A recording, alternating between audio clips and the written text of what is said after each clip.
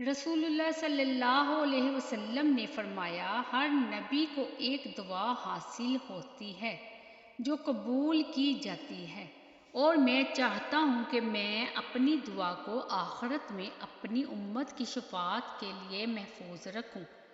تم نے ایسے شخص کے بارے میں بھی سنا ہے جو اپنے گھر والوں کے لیے سال بھر کا یا سال سے کم کا خرچ جمع کر لے۔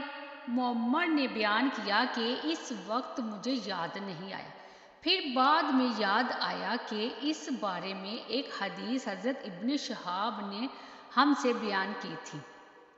ان سے مالک بن اوس نے اور ان سے حضرت عمر رضی اللہ عنہ نے کہ نبی کریم صلی اللہ علیہ وسلم بنی نذیر کے باغ کی کھجوریں بیچ کر اپنے گھر والوں کے لیے سال بھر کی روزی جمع کر دیا کرتے تھے۔